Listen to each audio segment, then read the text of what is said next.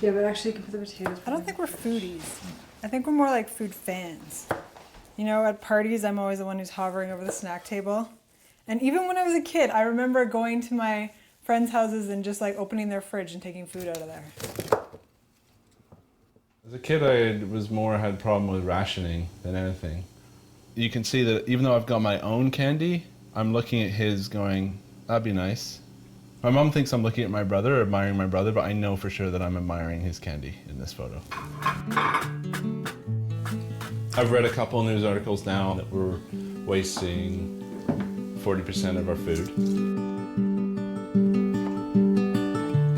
My question is, if that much food is being wasted, how much of it is still good, and can I eat it?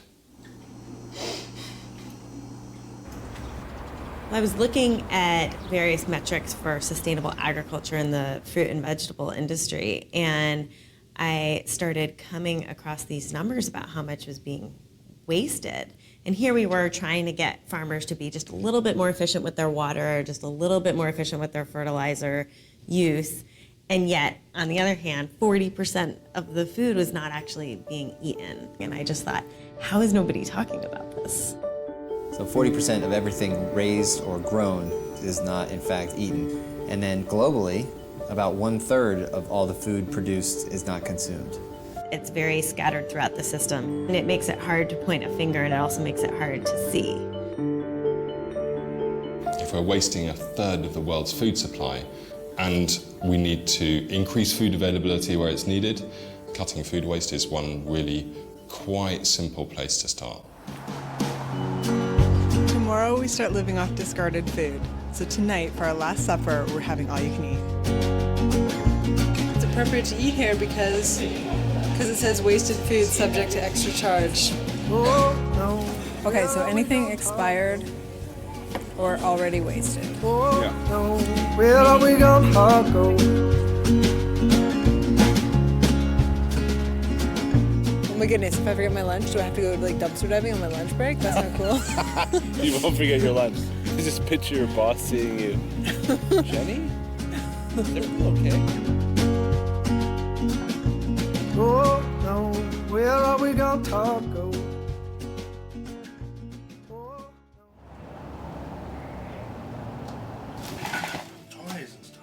We're super lucky. Our brother's moving. He's clearing out his fridge, and it looks like we're getting our first food score. Oh my goodness! Yeah, Why were you guys eating this over the last couple of days? because we've been in the parents. We're gonna take some of it. Oh yeah, you should take most of it. No, we'll just take what you think you're not going to want. Okay. Probably won't have it. You have it. That will keep. No. Really? Yes. No. Like, are you sure? Yes. It's been there forever. The sour cream we don't want. You can have that. I hate this. Don't want that. That's probably done. Potato salad, garbage. Black beans from the other day. Do you want those? You want to keep that? Oh, and a nice red onion. This one's fine. You can have that one. Want some cream? It's either chili or spaghetti sauce. Chili? You can probably take this one. Look at all this. Thanks for shopping at Lickalo's Fridge.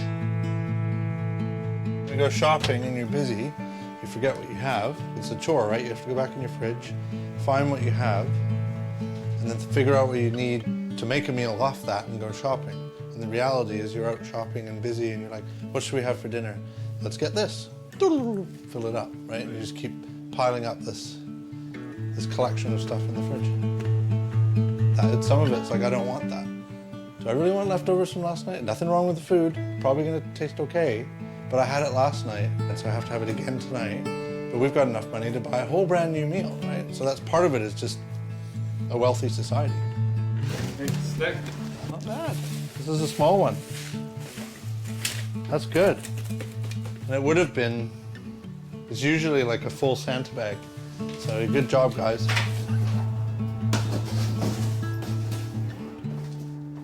We fill our refrigerators to the point that we couldn't possibly use everything before it goes bad. There was a study in New York. They looked at all the food waste in one county, and the most waste came from households. More than from restaurants, more than from supermarkets, more than from farms. In our households, we're wasting somewhere between 15 and 25% of the food that we're buying. You know, that's expensive. I mean, imagine walking out of a grocery store with 4 bags of groceries, dropping one in the parking lot, and just not bothering to pick it up. And that's essentially what we're doing in our homes today.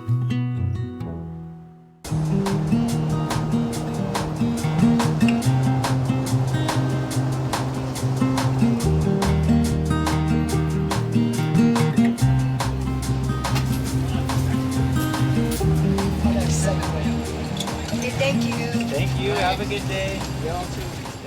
What do you have for calls right now? So this. Okay.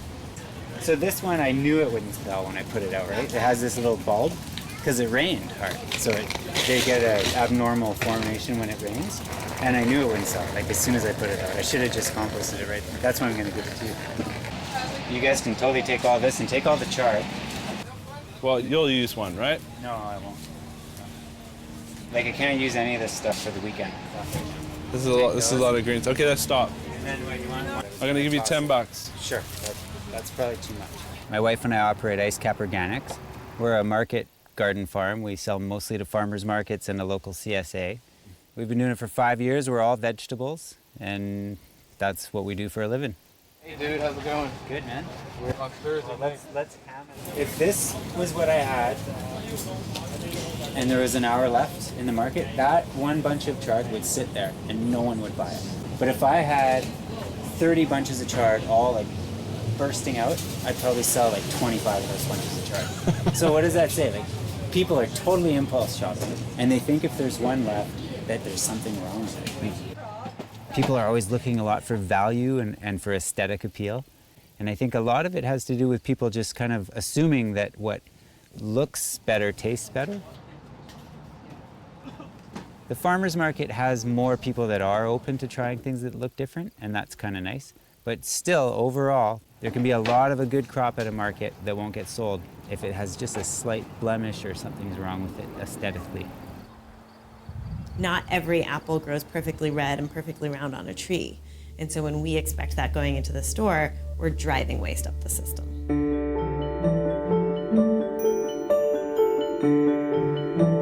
Stores are very careful to have their produce sections look beautiful, and they don't want to kind of ruin their image by having something like a bargain shelf or products that don't look perfect. I went to a banana plantation, and after one day of harvest on a single plantation, there was a truckload of bananas being wasted. And those were being wasted solely on the basis of cosmetic standards. The banana plantation was growing bananas for European supermarkets.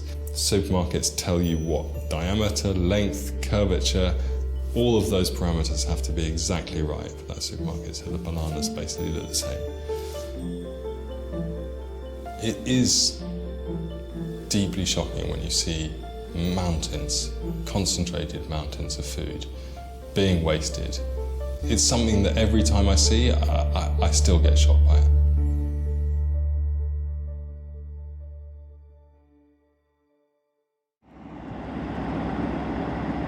We're a very large operation for our commodity, which are peaches, plums, and nectarines. To put it in perspective, I probably produce for peaches about a third as many peaches as the state of Georgia does. We have ladies grading the fruit.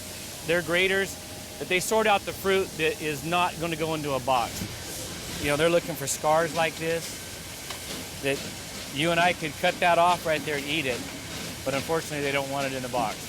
A lot of it's about appearance. This is edible, but it's not edible to the supermarkets. They have state standards, they have, you know, the USDA or federal state standards for product, but the retailer standards far exceed that which is placed on us by the state. The amount of fruit that's left either in the field or as discarded after it gets in the packing house, I've seen it as high as 70%. The least I've seen is 20% that gets thrown away for a lot of times no reason that a consumer would think would be practical.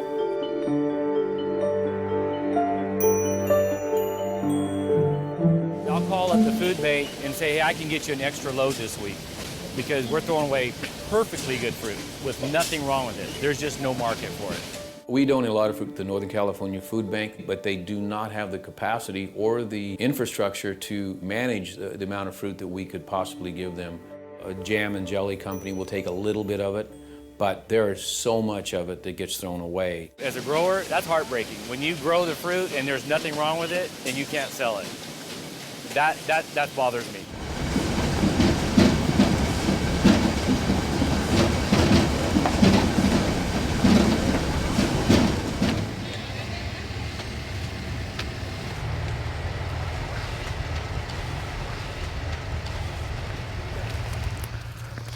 So here's a whole celery plant. So on the heart machine will cut the heart to length, more or less like that. And then the crews will drop that. And there's your heart. Look at all this. We have to peel a certain amount of stalks off so they can fit in the bag. You know, you saw me, that's 1 square foot. And I got probably 2 pounds of product right there. You know, with a little bit of peanut butter and some raisins, you got ants on a log, right? But they're perfectly good stalks. None of us are fans of the waste that we get, you know, because obviously there's a lot of good stuff here you could dice up, put in soups, and we've tried. It just didn't even pay for the labor that it costs to pick it up. So obviously it wasn't feasible.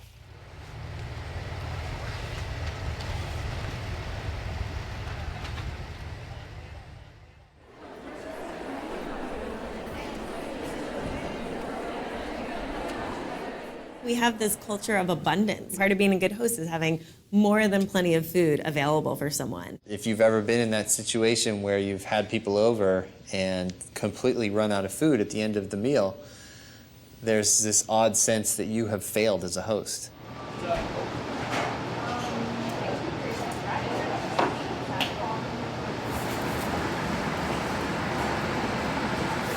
Basic general rule of thumb when you're a chef and you're working in a kitchen, don't ever run out of food, ever.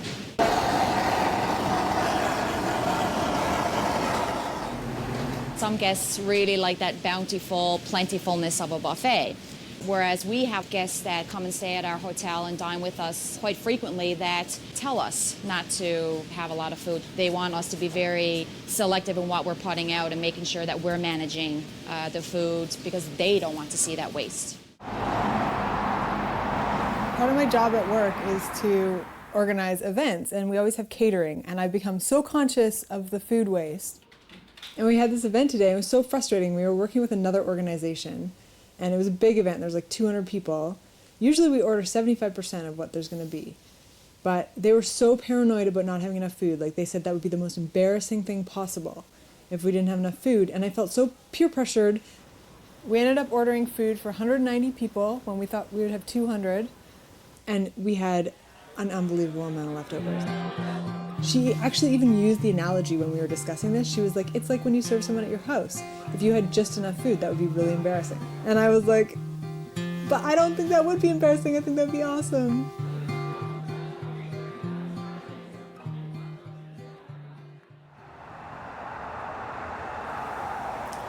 Things are going to get harder now because I just realized we're running lower on oil, cooking oil. We've still got some flour, we're out of sugar. We're out of honey, any sort of sweetener. I'm fatigued with this project. I don't really want to do it anymore. It's not that fun. Well, the point of the project is not about maintaining a certain happiness or comfort level. It's about proving that there's food being thrown away. Yeah, but... This is not a lifestyle that I want to continue. Well, neither do I, so let's stop. I don't want to stop because we haven't proved anything yet. 1 month, 3 months, 6 months, like, okay, so it's more impressive if you do it for 10 years. Why don't we just do it for 10 years then? Because it's ridiculous.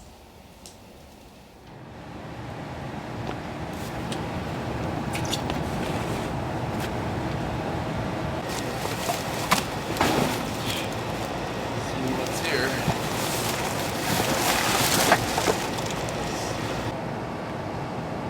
$1.99. It's organic here.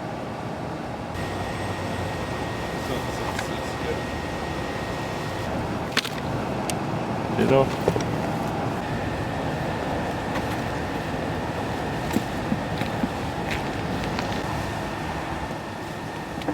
So last time I came to this place, I was in there and I was rooting around the bin, and the owner was closing up, I guess, and threw some garbage on top of me. And he's like, "Oh, I'm sorry." And I was like, "Oh," like I was so, that was like the lowest of the low. You never told me that. I know. I just felt really embarrassed that I was like in his bin, and then he felt like really sad for me, probably like, "Oh, I just threw garbage on a bum."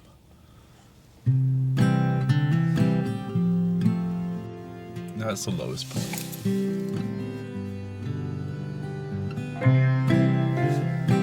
You know what? I didn't even get anything good that night either.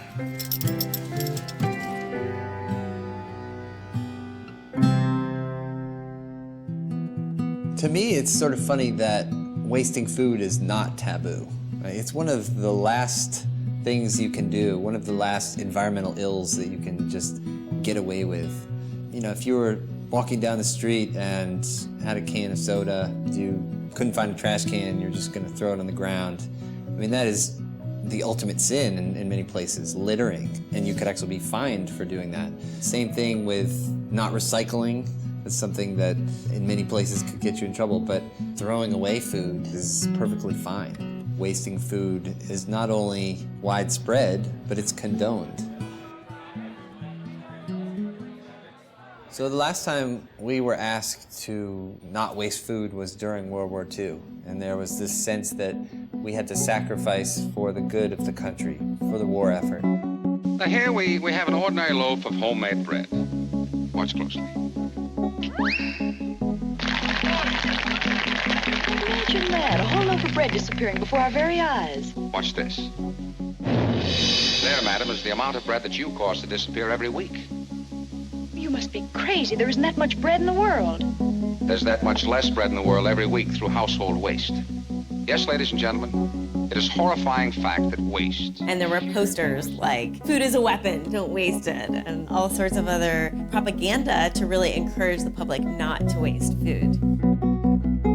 And since that time, it's been the opposite. Food really became more plentiful. All of a sudden, we did start to see much more abundant and cheaper food. Our notion of what's a reasonable amount of food to eat has changed. This idea of larger portions is seeping into our households, and now we're serving our friends and families too much food.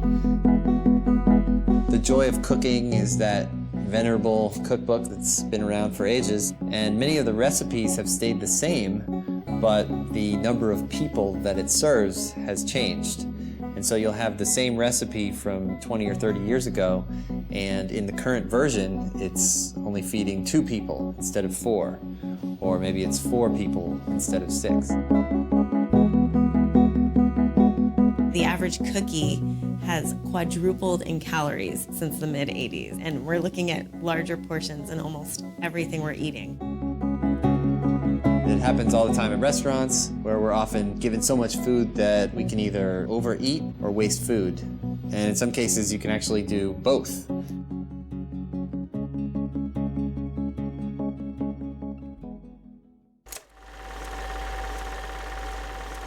My granddad never wasted anything. He obviously grew up through that time where people were more conservative through World War II or whatnot. And we used to kind of laugh behind his back because he would always reuse his tea bag. I swear that he would use it for days on end. And at the time I thought that was really, I thought that was ridiculous, like, get a new tea bag. And he was pretty much like that with everything. If he had any leftovers, even if it was like 2 spoonfuls left and he couldn't finish it, he would put that in the container in the fridge. And he would eat it, you know, he wasn't just putting his leftovers in the fridge and leaving them there, he would finish them.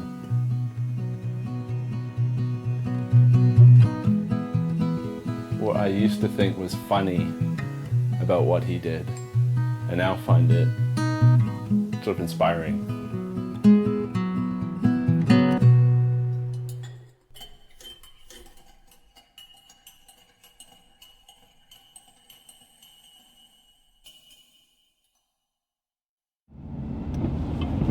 We've had almost no luck finding food behind grocery stores.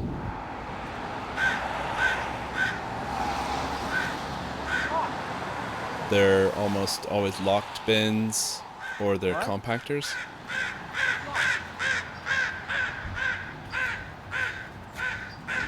Everything's locked.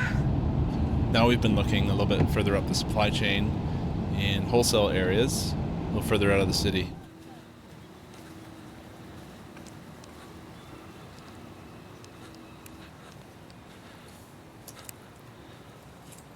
Holy cow.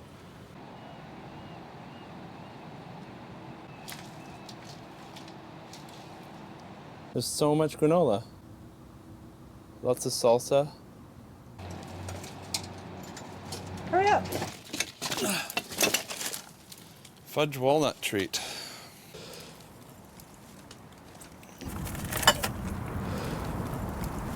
I think it's fascinating. I'm starting to enjoy this.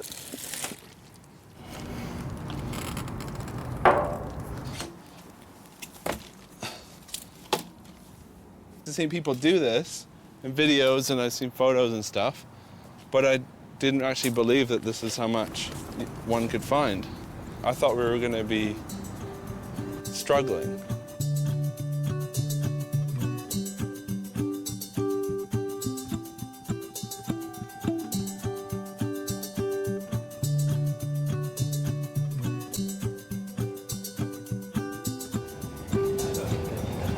Hi, Mum. So you're not starving by the sound We're of not it? starving. It's always a lot of one or two things, and we never sort of have a variety.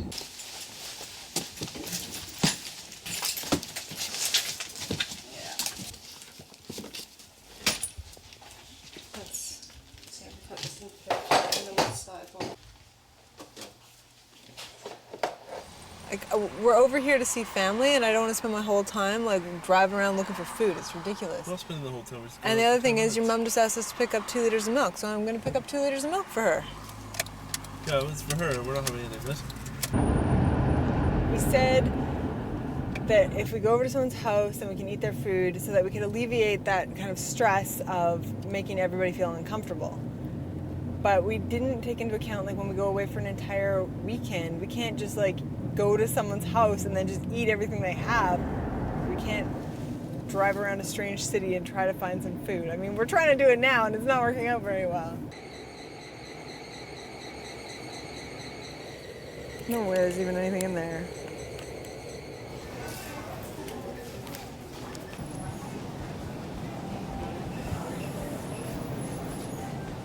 Is there any way that I could look at the stuff you culled today and buy some of it?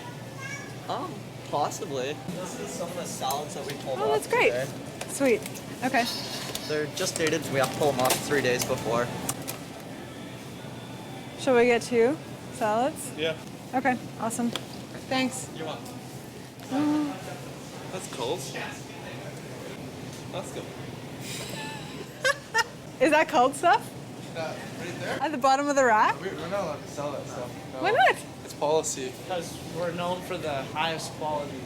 Like, those bananas look totally good. Just trying to do my job. I know, no, you totally are. Can I buy those bananas? Yeah, you want to buy the bananas? Sure. Yeah. That looks Yeah, perfect. those ones are okay. Awesome. I'm not going to ask for a deal. I'd rather just not draw attention to it. And the food is perfectly good anyway. Hi. No, thank you. I've got beef turkey, but who's driving? Oh, one's all right. Oh, there's only 2 in my mountain insurance.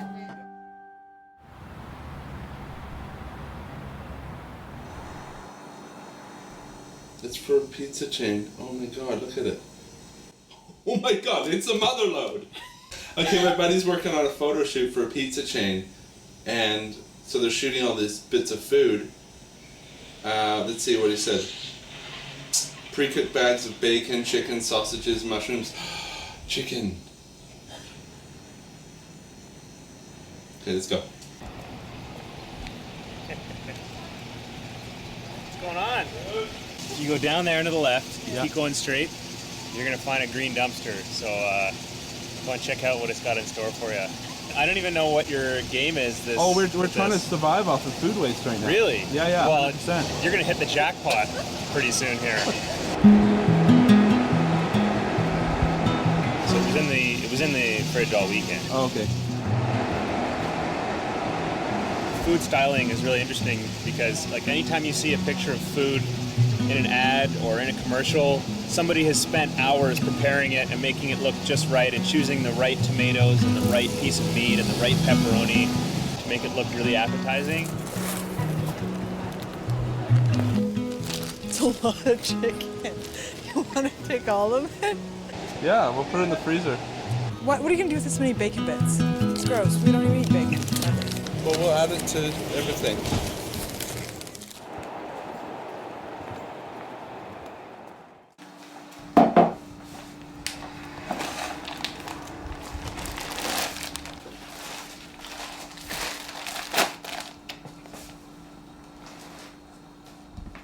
We don't have anywhere to put it. So like you get these tomatoes, they only have a couple days on them, and then you get some lettuce, and it only has a couple days, and like everything in our fridge only has a couple days, and our whole fridge is full of stuff that like needs to be eaten tomorrow. Like I started making a list on the chalkboard of things that must be eaten the next day, and it's like way more food than we can possibly eat. When we grow food, we start with the soil and some sunlight. The plants grow, we harvest the produce, we take it into the pack house, we'll sort the ones that fit the standards of the supermarkets that it's providing, and a lot of that food is wasted at that stage. Then through distribution, it will have to survive a long journey to wherever the shop is. It might sit on a shelf and some of the food might be wasted there. And then the consumers come in, pick their favorites, and there's your winner, it makes it home. But who knows what happens to it then?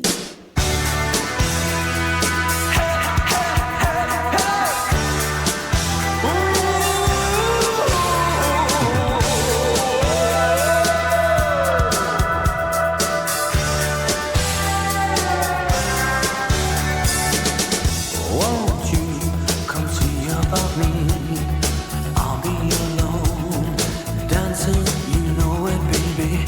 Tell me your troubles and doubts, giving me everything inside and out. I'm going to take you apart. I'll put us back together at heart, baby. Don't you forget about me. As you walk on by, will you call my name? As you walk on by, will you call my name? When you walk away, will you call my name? I say la la la la la la la la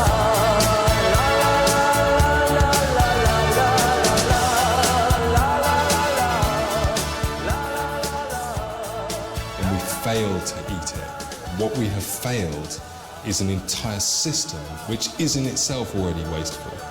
And all of the embodied energy and the resources in that piece of food, all of that has been wasted, it's been in vain.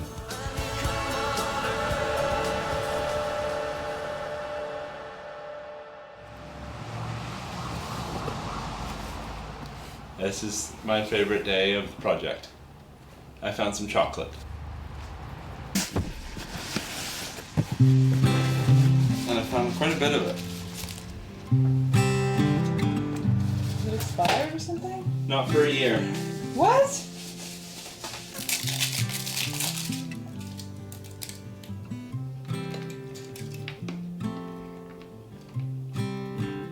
What if they were recalled? Microwave, barbecues.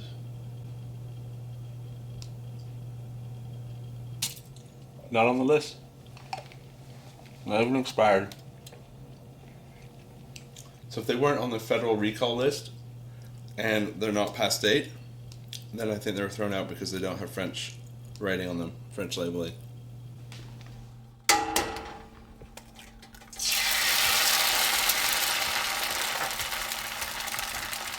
So at the beginning we had 4 eggs, 2 for Grant and 2 for me. And of course he ate his right away, but I've been rationing mine because I didn't know when we were gonna find eggs again. Like I'm saving them in case I need to bake something special. I've been going to the grocery store and looking in all the cartons trying to find the ones with the cracked eggs. Nobody wants to buy the cracked ones, so I'm willing to buy the ones that are imperfect, and I haven't found any yet though. But as of today, I'd say we don't have to ration anymore. Grant found tons of eggs in a wholesale dumpster, and they still have a few weeks on the date. Actually, I think we're gonna have the opposite problem now. Now we have so many eggs, it's like a race to eat the eggs. We've been putting them in a glass of water to make sure that they sink, because that means that the eggs are good to eat. But it's still a lot of eggs for 2 people.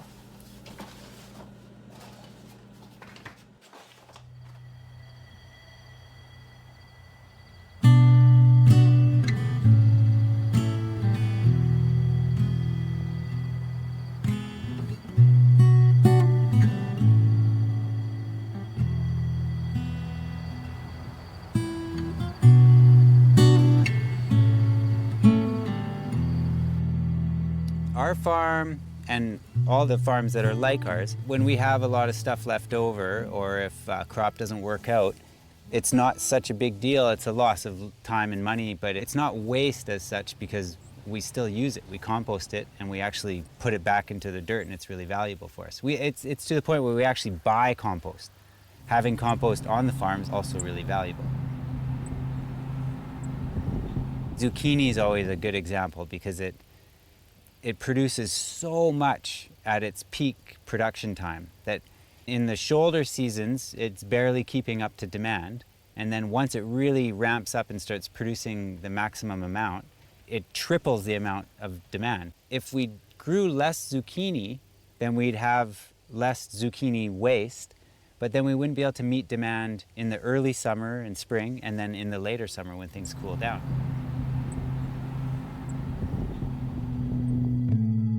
We sell right to the people that are eating the food. So there's actually very little opportunity for the food to go bad. We harvest on Friday, we sell it on Saturday. Well, it's gonna last for 2 weeks in your crisper. So you're gonna have a lot more opportunity to use that vegetable.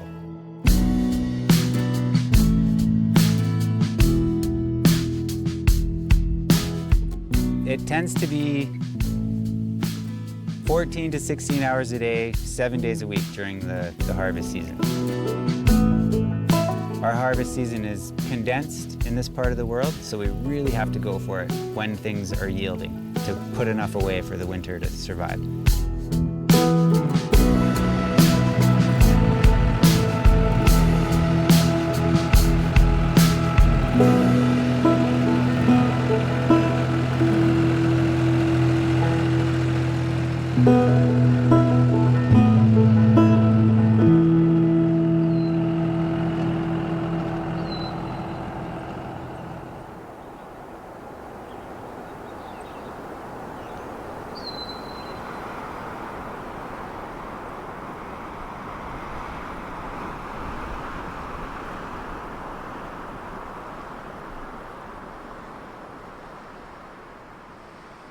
Abundance is the success story of the human species. You look back to the creation of agriculture 10, 12,000 years ago. That was all about creating surplus, creating more food than you need in any individual moment. That allows you to store food over the winter, it allows you to store food in case there's a bad harvest, it allows you to trade food, to have feasts, which is a really important part of human society. Those are all wonderful things. And in the past, if you had even more surplus than you could possibly use, maybe it didn't matter so much. The problem is now that all rich countries in the world, in North America and Northern Europe, have between 150 and 200% of the food that they actually need.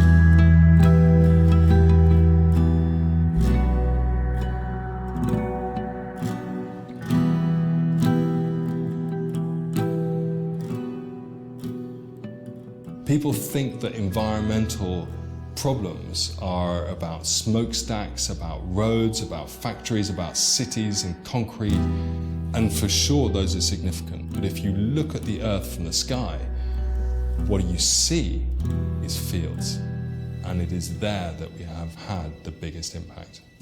Wasting a third of the land and all of that energy that we currently use by wasting the food that we've produced is one of the most gratuitous aspects of human culture as it stands today.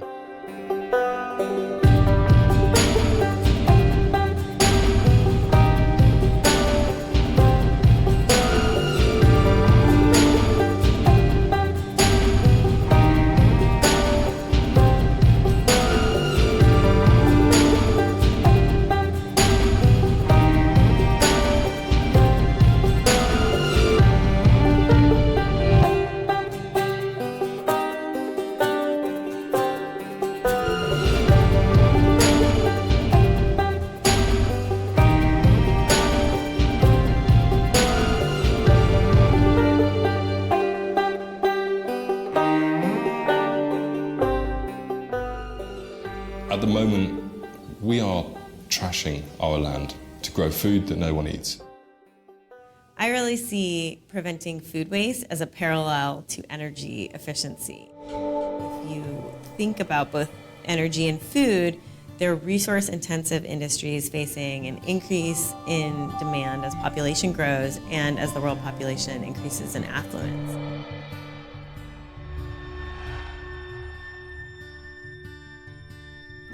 From an energy perspective, there's an estimate that about 4% of all US energy consumption is embedded in the food that we ultimately toss. So 4% of all the energy we're using is being thrown away.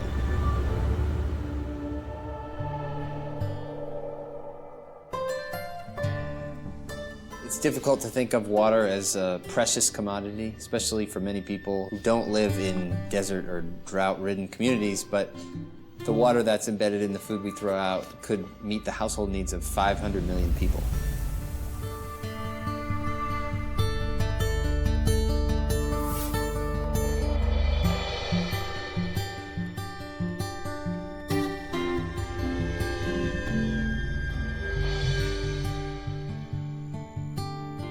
One of the problems when food waste started being picked up by governments and they started doing studies on where food was being wasted and what kind of food was being wasted, it immediately became apparent that by tonnage, fruit and vegetables were being wasted the most. And so a lot of campaigning went into focusing on fruit and vegetable waste. And that's no bad thing. I mean, of course, we need to not chuck away a whole load of carrots just because they're not straight.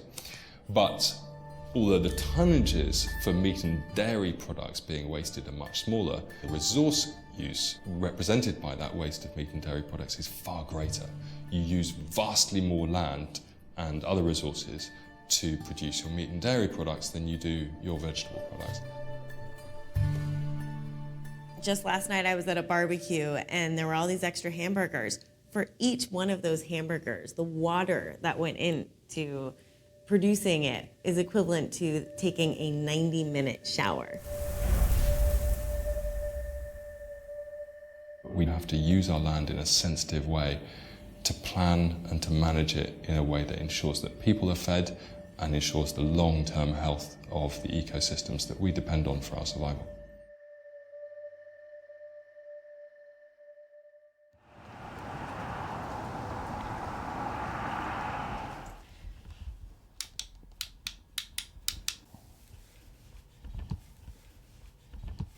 Okay, let's go.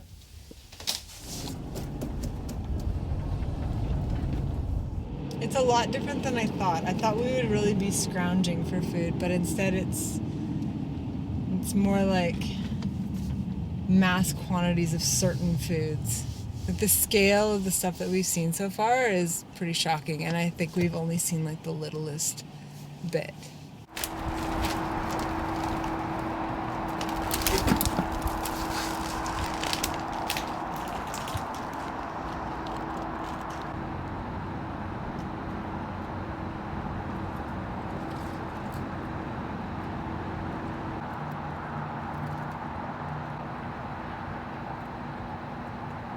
been impossible to track how much we found. Often when we find a pile of food, we're just looking at the top few inches and it's 8 feet deep, so we don't even know what's down there.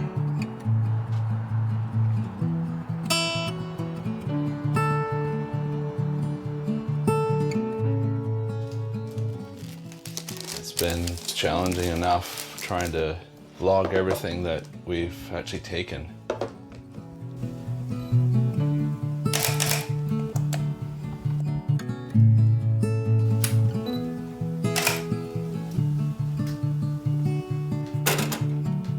$225 grams, 2 limes. Mandarin orange. I've been trying to track how much food we find, and in the first month alone, we brought home $1,127 of food. And even though we were trying to pay for it, we only ended up spending $33. And then after that, it just kind of got out of control, and I couldn't even monitor it anymore. I'm just starting to lose the excitement of finding tons of food like this. But ultimately, it's the fact that what we're doing, it's not reducing the amount of waste. Somebody's losing money on this when it gets thrown out. I mean, on the one hand, I'm happy because we found food and it's really exciting. And then on the other hand, I feel so guilty for even feeling excited because it's such a shame that so much food is going to waste. And it's really depressing, actually. Highs and lows of the project, you know? Highs and lows. This is a high point. I'm pretty sure that people think that we're eating food scraps, scrapings off people's plates or something. Because when I tell them about the project, I just get this weird look. I mean, if they could see the quality of the food that we find and the amount, we've been eating pretty well.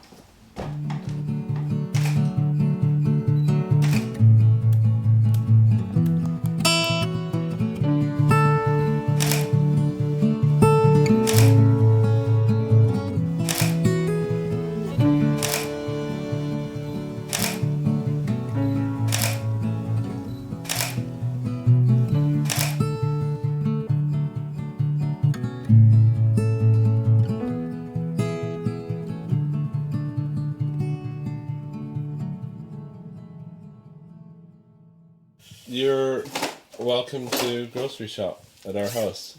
Take what you need, we have too much. Where'd you find this? It's all in the dumpster, man. It's all in the dumpster? Sweet. Sweet organic free range. Cheese, okay. Sure. Oh, looks good. Sweet. Are you sure you can part with all this, or? Oh yeah. Yeah.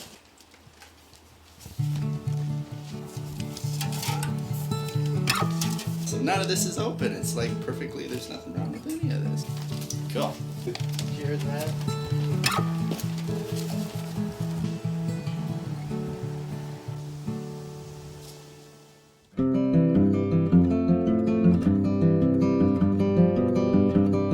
Disking in food or plowing it under is certainly helpful to the soil. It gets the nutrients back to the soil and helps the soil become more fertile.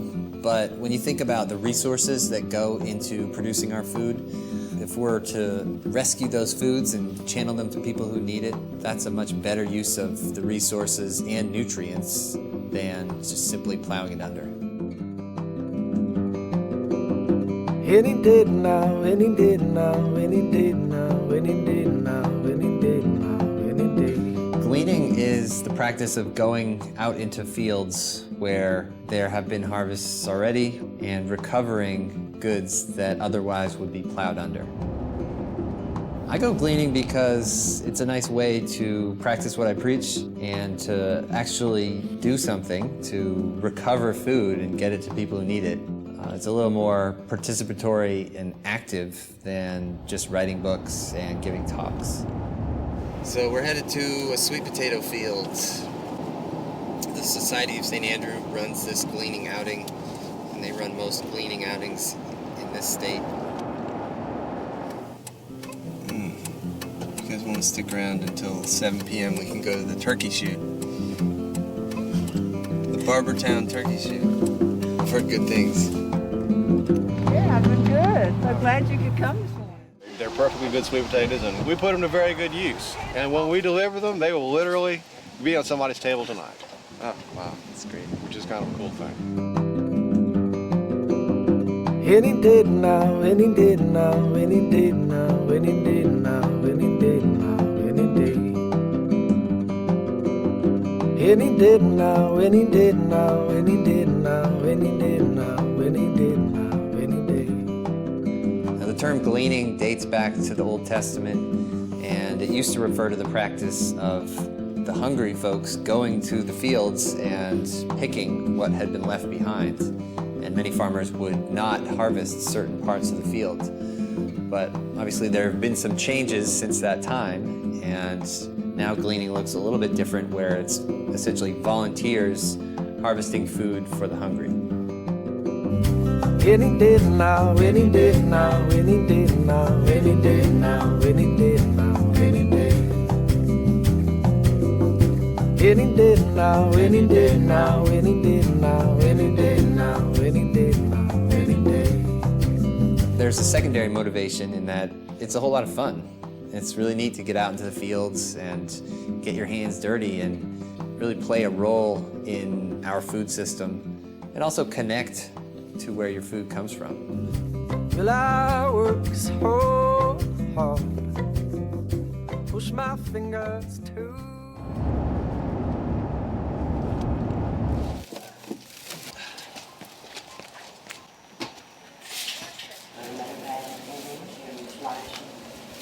Oh, that's good. Where did they come from?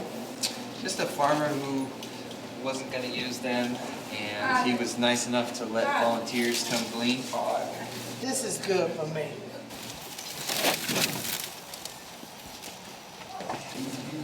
You got more? Yeah. They sure look good. Before I started gleaning, I hadn't grown my own food. I didn't really know what a broccoli plant looked like. I didn't know what collard greens looked like in the field. And I certainly didn't know how hard it was to pick sweet potatoes.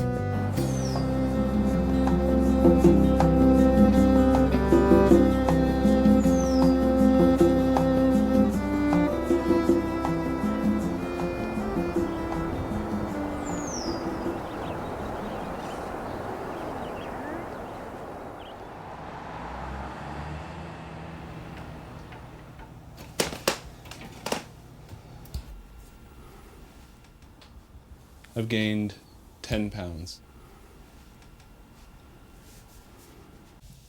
You can see it.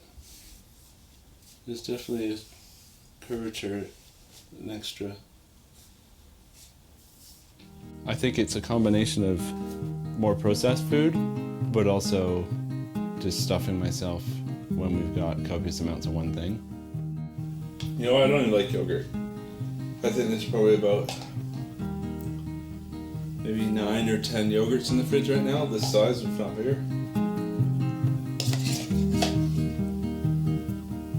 The race is not trying to find food, it's like trying to not waste it again.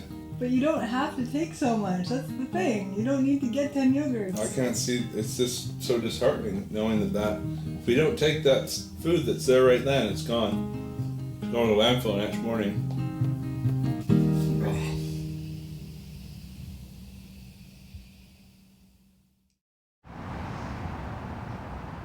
So since the beginning of the project, Jen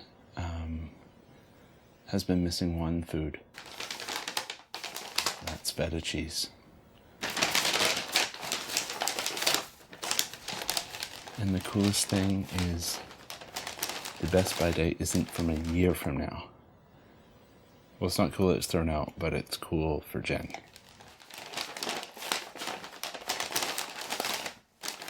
It's a bit of a surprise. You can come in now. Do something. What is it? Open it up.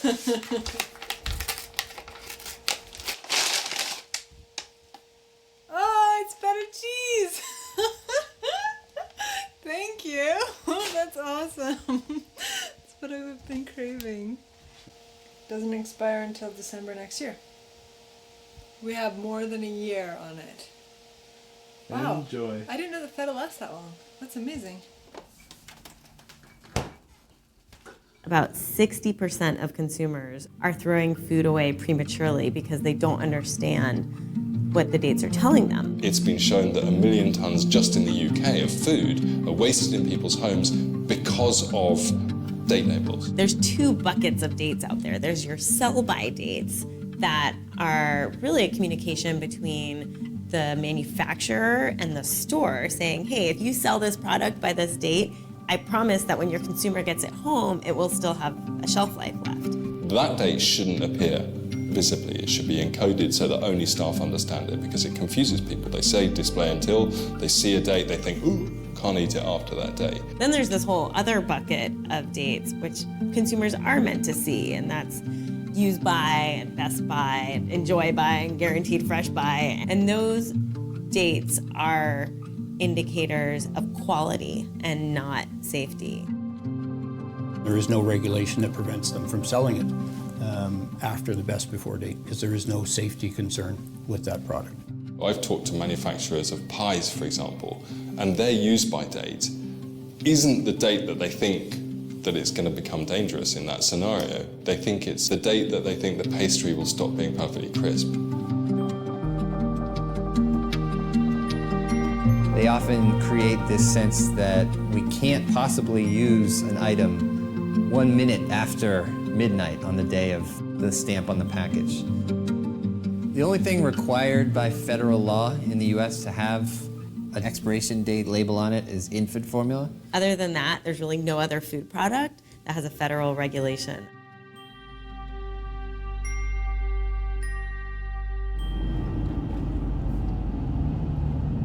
Last night I went out looking for food in a place that I've gone a few times and found a few things, but I came around the corner and they had brought in a special dumpster, and it was the size of a small swimming pool, and it was completely filled with hummus.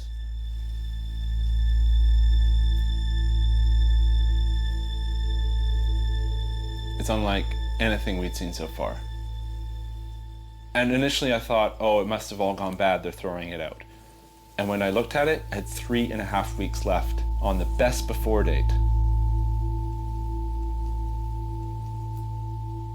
I mean, I took 3 or 4 home, and you can only eat so much hummus. I mean, when we started the project, I expected to find some waste, and I really had prepared myself to see it. But when you're actually standing in front of something like that, it was totally different. There's this misconception that simply throwing something away isn't a big deal because food is biodegradable. Yes, that's true. If you were to throw an apple core just out into the woods, it's not a big deal. The problem comes when all of that waste is aggregated and it decomposes without air in a landfill. That anaerobic condition is what creates methane, which is a greenhouse gas that's more than 20 times as potent as CO2 at trapping heat. So essentially, we're creating climate change from our kitchen waste bins. Putting food into landfill is just a huge waste of resources, nothing else. I mean, those are nutrients that we can be capturing and reusing. So there's this hierarchy of uses for our food. Obviously, at the top would be feeding people. That might not be just feeding your family. Maybe it's trying to donate food. And this applies to restaurants and supermarkets as well. If we can't feed people, then we should try to feed animals. Feeding livestock or chickens or whatever it may be. Certainly an age-old solution to the scraps and food waste that we have on hand. If you can't do that, then creating energy from it is the next best thing. Then composting, get the resources back into the soil. Only if we can't do any of the above should we be landfilling or incinerating or sending our food to the wastewater treatment plant. In real life, it's flipped around, and the majority of our food waste does end up going to the landfill. In the US, it's about 97% of all the food waste that's created ends up in a landfill or an incinerator.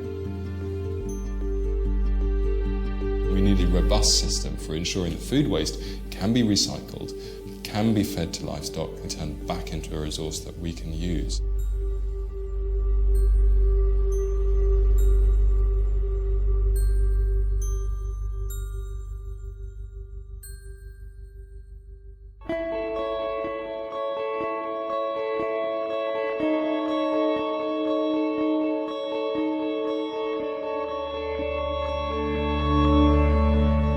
Our city is built on access, everything. We realize it must be, though, to bring the people here. We are taking a source that most people would throw away, and we're feeding it to livestock, which naturally is making protein for humans. It's the best source for the food scraps. Humans are first.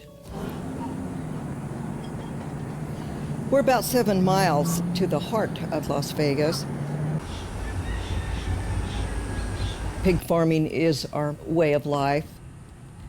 I started working for the RC Farms in about 1969, and I was secretary for many, many years. And then I ended up being boss of RC Farms because I married Bob. If you believe in your product, you ought to advertise it.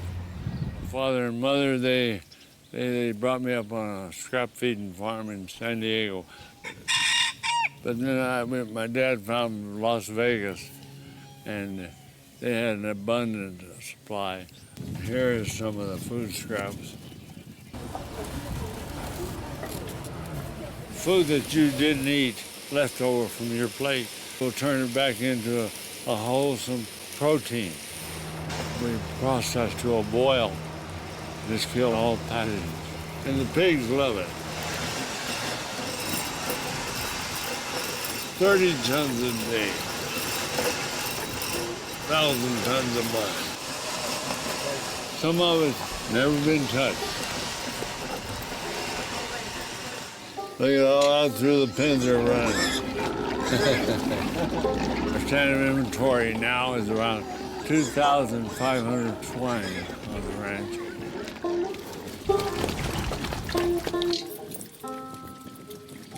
You can hear them. Can you hear them eating? Can you hear them chomping? Yeah. That sounds like a nice brook over rocks to me. You know, it's beautiful.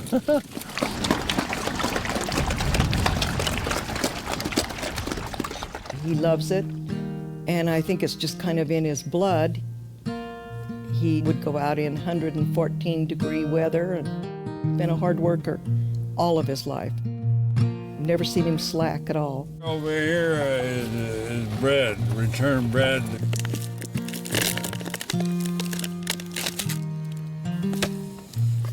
Cakes and so forth. Yeah, this would be every week.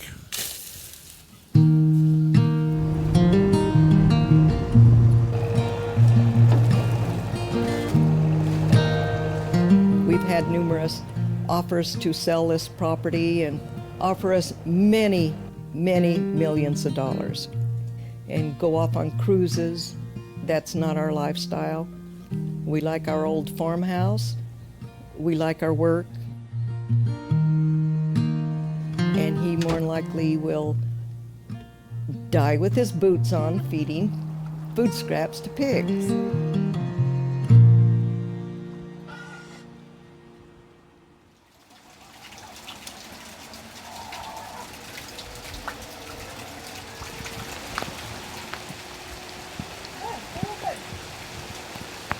We've been saving all of the chocolate because we want to give it out to people. So at Halloween, we thought it was a perfect opportunity and we're going to hand it out to the kids. There's nothing wrong with it or anything. So we're going to give out these full-size chocolate bars. Like when I was a kid, that would have been the ultimate. Oh, hey guys. Nice bar. Pick a bar.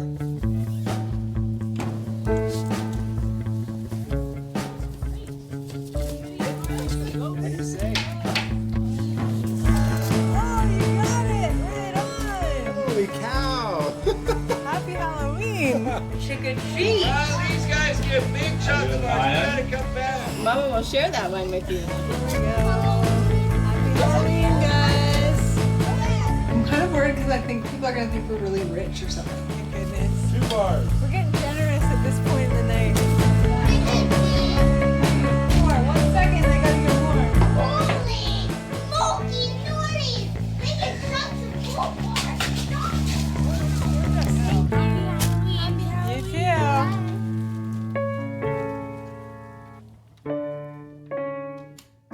It was okay. But after all that build-up, and we're like, oh, we gotta save the chocolate for Halloween, and then we only got 19 kids.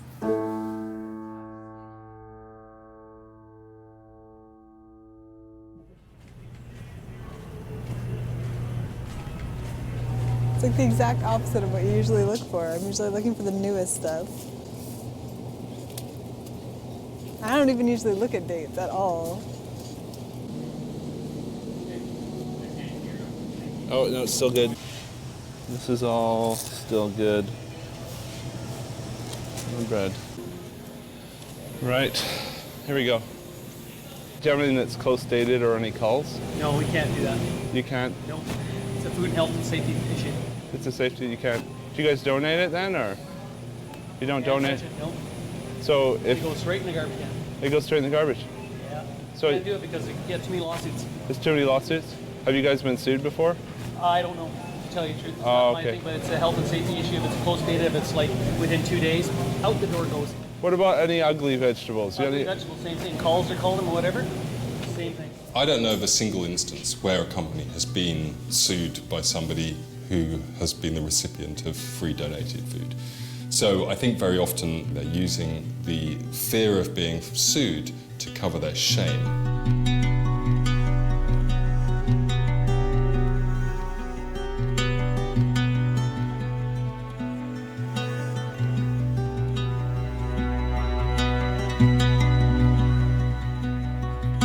So in the US, anyone who wants to donate food can do so free of fear from being sued. There's a federal shield law called the Good Samaritan Act that protects people who give food that they deem to be in good shape. From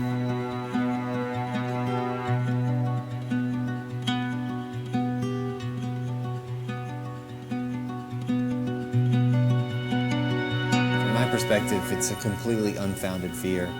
I think that companies are morally responsible for ensuring that the food in their custody gets to people who need it and doesn't end up in the bin.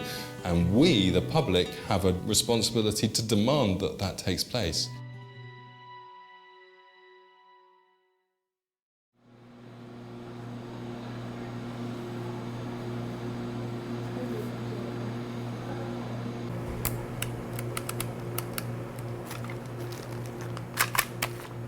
I felt like I'd been reading about food waste, but I hadn't actually been doing anything about it. So I've been volunteering once a week at the Quest grocery store.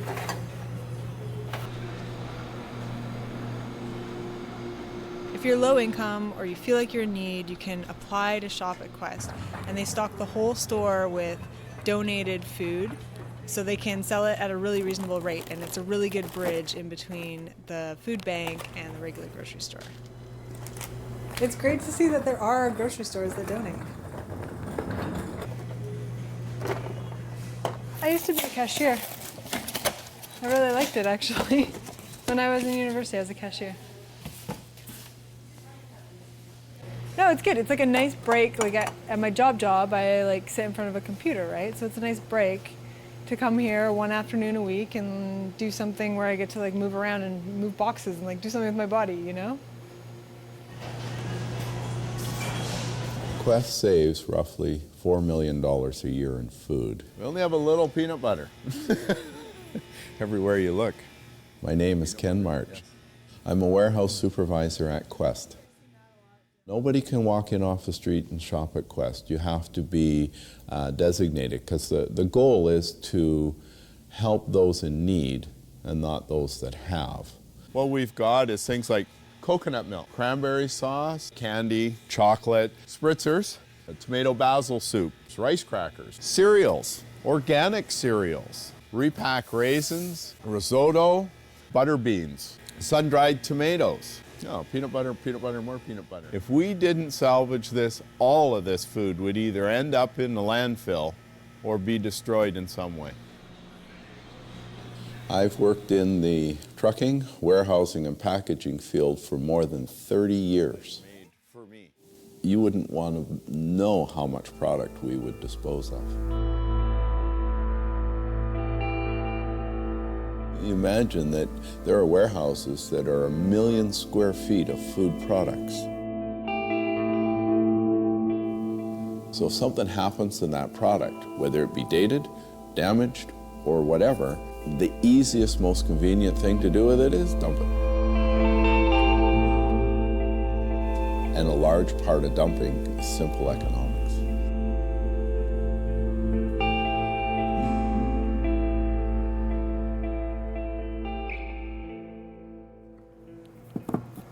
I really like the concept of Quest. And it's something I never would have known. And all the years that I have turfed goods out the door, I wish I would have known. And that's a big thing. Knowing that you can get rid of stuff comfortably, people can use it.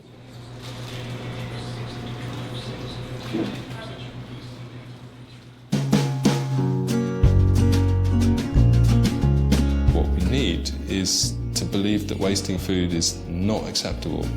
It comes down to citizen morals. It comes down to cultural attitudes, essentially. There are all sorts of changes we can make in our own personal lives to just start chipping away at how much food we're wasting. First of all, use our freezers more.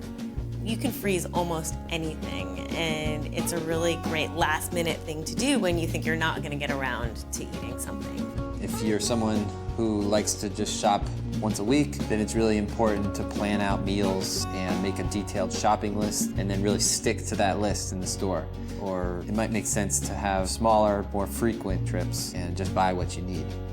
I think we can start making dinner by thinking of what we have and less about what we're in the mood for. It doesn't require a complete revolution in terms of the way we treat food. It's just tweaking it slightly, and usually in delicious ways.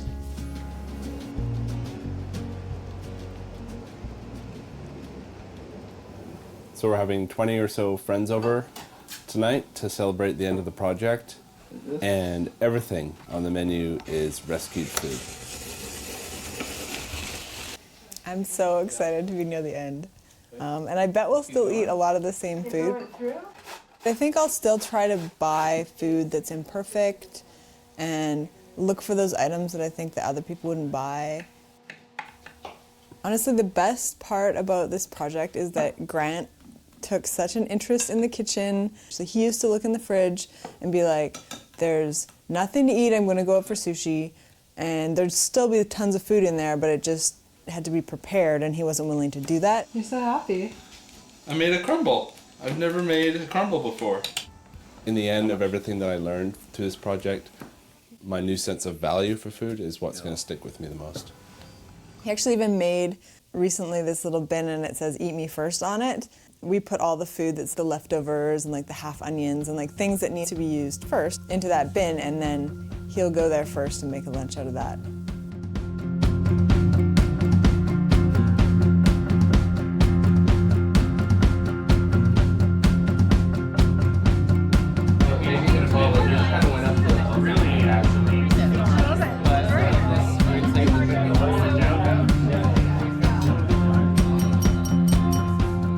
Thank you for coming and helping us finish off all this food that we needed to get rid of. And I guess this is the end. Red, Jenny, and dumpsters! I definitely won't miss having to go and search for food. That's going to be great. But I'm probably going to still have a peek from time to time. I mean, how can you not?